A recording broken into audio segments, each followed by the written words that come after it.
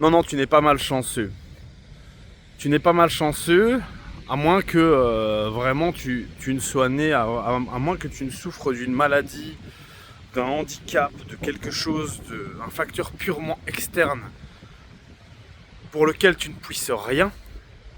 Non, t'es pas malchanceux. Tu fais juste les mauvais choix, tu prends juste les mauvaises décisions, tu remets peut-être juste trop toutes tes décisions à plus tard, et c'est ce qui fait que ta vie ne te convient pas.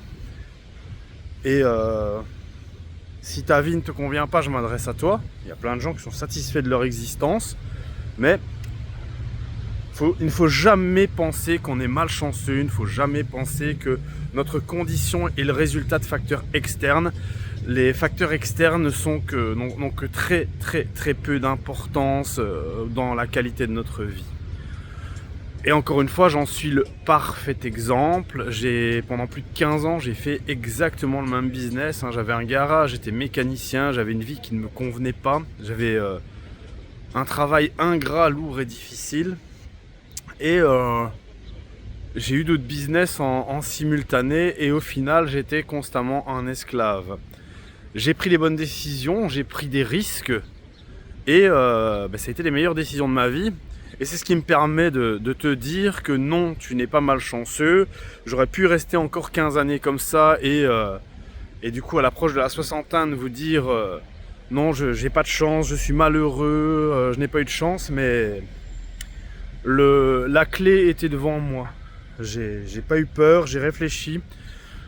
J'ai tenté des choses et je me suis retrouvé à faire de l'arbitrage sur Amazon et ça a été, encore une fois, je le dis et je le redis, la plus belle décision de ma vie. Si on se retrouve, je l'ai peut-être déjà dit dans la vidéo, on est à Palma de Majorque pour quelques jours, je voyage énormément et je ne pouvais pas le faire. Quand j'étais esclave de mon business, je ne pouvais pas bouger comme je le souhaitais, je ne pouvais pas voyager comme je le souhaitais. Maintenant, je peux le faire. Et force est de constater qu'on peut gagner sa vie de n'importe où. Donc ici, on est à Palma, je le répète. Et hier, dans le cadre de mon séjour, évidemment, je vais faire un petit tour chez Carrefour pour acheter un peu des choses qu'il me manquaient. Et évidemment, des formations professionnelles. Je vois quelques articles qui me semblent potentiellement être de belles opportunités. Je les scanne avec notre petite application magique, Seller AMP pour ne pas la citer, et je me rends compte que oui, c'est rentable. Donc le business que je fais, encore une fois, on peut le faire d'absolument n'importe où. Tu peux être en Espagne, tu peux être en Italie, tu peux être n'importe où dans le monde. Amazon se trouve et tu peux donc dégager des opportunités. Tu n'es pas tributaire d'un pays. Même chose comme tu pourrais l'être avec du private label où tu vas être... je vais changer de main, je trappe une crampe.